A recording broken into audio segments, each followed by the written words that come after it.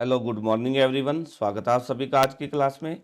आज है 30 दिसंबर। 30 दिसंबर के जो भी महत्वपूर्ण करंट अफेयर्स हैं वो इस क्लास के अंदर करवाए गए हैं, तो आप इस वीडियो को शुरू से लेकर अंत तक जरूर देखना। तो चलिए शुरू करते हैं हमारी आज की क्लास। पहला प्रश्न देख लेते हैं कौन सा है हमारा। हाल ही में भारत का स्पेसएक्स मिशन कहाँ पर लॉन्च किया जाएगा। सतीश धवन अंतरिक्ष केंद्र, मानव अंतरिक्ष उड़ान केंद्र, भारतीय सुदूर संवेदन संस्थान या उपरोक्त में से कोई नहीं।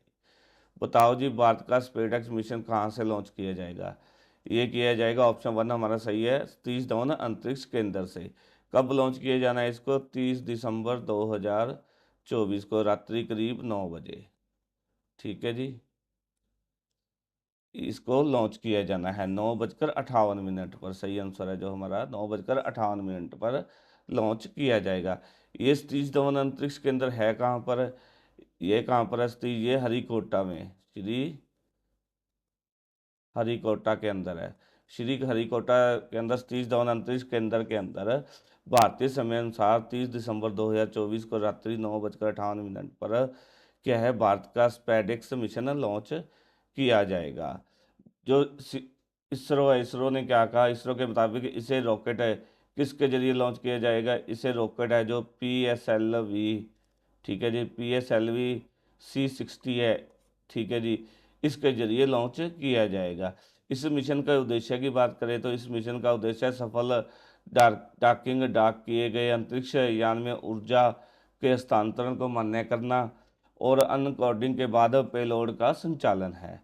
अब बात कर लेते हैं स्पीडएक्स का अर्थ क्या है। स्पीडएक्स का अर्थ है स्पेस डॉकिंग एक्सपेरिमेंट। ठीक है, इसका मकसद क्या है? इसका मकसद है अंतरिक्ष यान को डॉक और अनडॉक करने के लिए आवश्यक तकनीक को विकसित करना और प्रदर्शित करना है। स्पेडेक्स है जो मिशन में दो छोटे अंतरिक्ष यान शामिल है। इसके अंदर क्या, दो छोटे अंतरिक्ष यान शामिल हैं जिनका वजन लगभग कितना है? हर यान का वजन लगभग कितना है? 220 किलोग्राम है। ठीक है, यह पृथ्वी से क्या है, 470 किलोमीटर ऊपर चक्कर लगाएगा। इनमें एक चेजर और दूसरा टारगेट नाम का उपग्रह होगा। आगे नेक्स्ट क्वेश्चन है जी हमारा। हाल ही में किसने 2024 फीडे महिलाओं के वर्ल्ड चैंपियनशिप जीती है?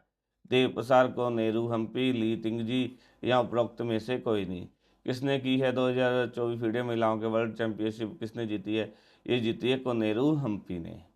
ठीक है, वह दो बार क्या है, दो बार विश्व चैंपियन शतरंज का खिताब जीतने वाली फीडे, ठीक है जी, फीडे रैपिड शतरंज का खिताब जीतने वाली पहली भारतीय बनी है। इन्होंने कहा है, इन्होंने 2019 के अंदर भी यह खिताब जीता था। कहाँ पर जीता था? जॉर्जिया के अंदर। ठीक है जी, जॉर्जिया के अंदर भी इन्होंने 2019 के अंदर यह खिताब जीता था। न्यूयॉर्क, अब इस साल क्या है, न्यूयॉर्क के कुनेरू हम्पी ने इंडोनेशिया की किसको हराया है? इरीन सकुंदर को। ठीक है, इरीन सकुंदर को हराकर यह खिताब जीता है। कनेरू हम्पी के बाद इस वर्ष का जो शतरंज, इस वर्ष 2024 का है शतरंज का जो वर्ल्ड चैंपियनशिप है शतरंज, इसका वर्ष का शानदार अंत हुआ। उनकी जीत के बाद क्या है, प्रधानमंत्री कनेरू हम्पी की जीत के बाद क्या है, प्रधानमंत्री नरेंद्र मोदी ने उन्हें क्या है, ट्वीट कर बधाई दी। आगे नेक्स्ट क्वेश्चन है जी। हाल ही में अमेरिका के जिम्मी कार्टर का निधन हुआ है। वो कौन थे? अभिनेता, पूर्व राष्ट्रपति, लेखक या उपरोक्त में से कोई नहीं।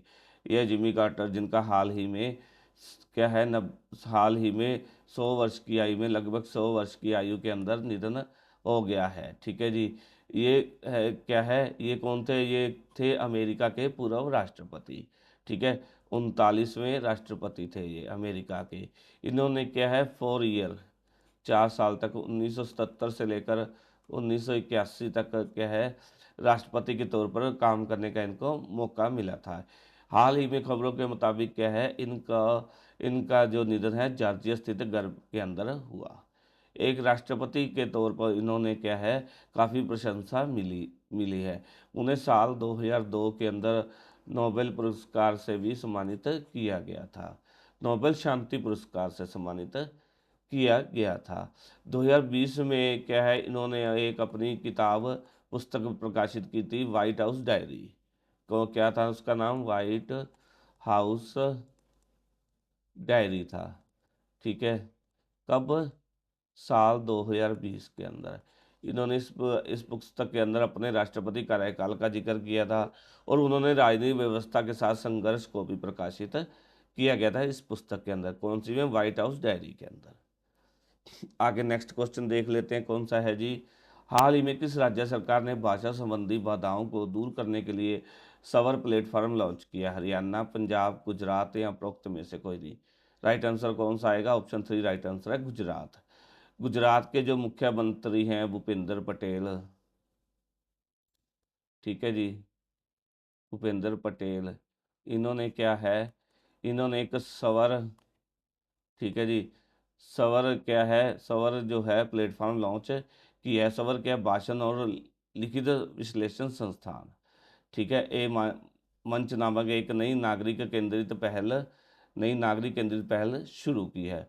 सवर मंच क्या है? 25 दिसंबर को सुशासन दिवस के दौरान लॉन्च किया गया था इसको। ठीक है जी, विज्ञप्ति के अनुसार क्या है, मुख्यमंत्री कार्यालय ने इलेक्ट्रॉनिक्स और सूचना प्रौद्योगिकी मंत्रालय की भाषणी टीम, ठीक है, से सवर मंच विकसित किया है। यह अभिनव मंच क्या है, भाषा की बाधाओं को दूर करने के लिए प्रौद्योगिकी लाभ उठाता है। यह तकनीकी उन्नति क्या है, राज्य सरकार को बड़े दर्शकों तक पहुंचाने, ठीक है, और शिकायत निवारण और प्रतिक्रिया तंत्र में महत्वपूर्ण सुधार करने में सक्षम बनाएगी। इसके अंदर क्या है, काफ़ी सारे जो सवर प्लेटफॉर्म है, इसके अंदर बहुत सी भाषाओं का, ठीक है जी, बहुत सी भाषाएं शामिल है, जिसके अंदर क्या है, जिससे क्या है, जो राज्य है गुजरात सरकार है, गुजरात सरकार को अपने जो है गुजरात के बारे में जो वर्णन है काफ़ी बड़े दर्शकों तक पहुंचाने और शिकायत निवारण सेवाओं और प्रतिक्रिया तंत्र में महत्वपूर्ण सुधार करने में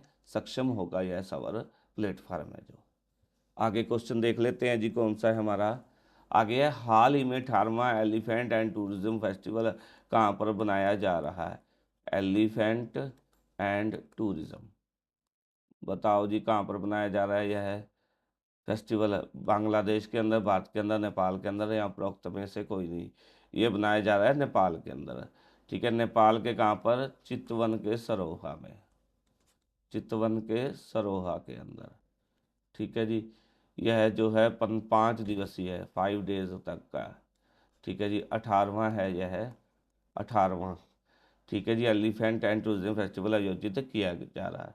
यह फेस्टिवल है जो अंग्रेजी वर्ष और क्रिसमस को मनाने तथा क्षेत्रीय पर्यटकों को बढ़ावा देने के लिए आयोजित किया है। इससे क्या है, नेपाल की आर्थिक आय में वृद्धि होगी और दर्शकों के अंदर भी क्या है, नेपाल की यात्रा करने में भी इजाफा होगा इससे। आगे है जी क्वेश्चन, हाल ही में पूर्व चेयरमैन ओसामू सुजुकी का निधन हुआ है, वो किस कंपनी में चेयरमैन रह चुके हैं? टाटा, महिंद्रा, सुजुकी या उपरोक्त में से कोई नहीं। राइट आंसर ऑप्शन 3 है, सुजुकी। हाल ही में क्या है, सुजुकी मोटर कॉर्पोरेशन के पूर्व चेयरमैन ओसामू सुजुकी का निधन हो गया। वह कितनी आयु के थे? 94 ईयर के। ठीक है, उन्होंने क्या है, साल 1958 के अंदर क्या है, सुजुकी जो परिवार है, फैमिली है, विवाह करने के बाद वो इसका राजघराने के कारोबारी घराने से जुड़े। 40 ईयर के अपने कार्यकाल के अंदर उन्होंने 40 ईयर कार्यकाल के अंदर उन्होंने काफ़ी बड़े बड़े फैसले किए। भारत में सुजुकी की एंट्री सबसे महत्वपूर्ण माना जाता है उनमें से। कंपनी ने घोषणा की है कि 25 दिसंबर को लिम्फोमा के कारण उनकी मृत्यु हुई है। किसके कारण? लिम्फोमा के कारण उनकी मृत्यु हुई है। सामूज सुजुकी को कंपनी के नेटवर्क विस्तार और दुनिया भर में इसकी पहुंच बनाने के लिए याद किया जाएगा। आगे है जी नेक्स्ट क्वेश्चन है, हाल ही में किसने 7 महाद्वीपों की सबसे ऊंची चोटी को फतेह किया है?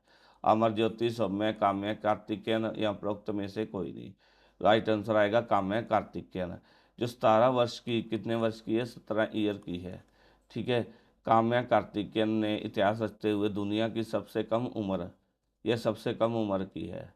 ठीक है, कम उम्र की महिला पर्वतारोही बनने का गौरव हासिल किया है। उन्होंने 7 महाद्वीपों, ठीक है जी, उन्होंने 7 महाद्वीपों की सबसे ऊंची चोटियों पर विजय हासिल की। आगे है जी नेक्स्ट क्वेश्चन। हाल ही में DPIIT स्टार्टअप की मदद के लिए किस निजी कंपनी के साथ समझौता ज्ञापन पर हस्ताक्षर किए हैं? बोट, HCL, फ्लिपकार्ट या उपरोक्त में से कोई नहीं। राइट आंसर क्या आएगा? DPIIT स्टार्टअप की मदद के लिए किस निजी कंपनी के साथ समझौता ज्ञापन पर हस्ताक्षर हुए? वो है बोट। ठीक है, DPIIT ने स्टार्टअप्स की मदद के लिए निजी कंपनी बोट के साथ समझौता ज्ञापन पर हस्ताक्षर किए हैं। आंतरिक व्यापार जो है संवर्धन विभाग DPIIT ने ऑडियो और वायरलेस बाजार में भारतीय कंपनी बोट के साथ रणनीतिक गठबंधन किया है। आगे है जी हाल ही में बाढ़ प्रभावित कौन सा बाढ़ प्रभावित किस देश को भारत ने 2 लाख टन चावल का निर्यात किया है? म्यांमार, बांग्लादेश, भूटान या उपरोक्त में से कोई नहीं। ऑप्शन 2 राइट आंसर है बांग्लादेश।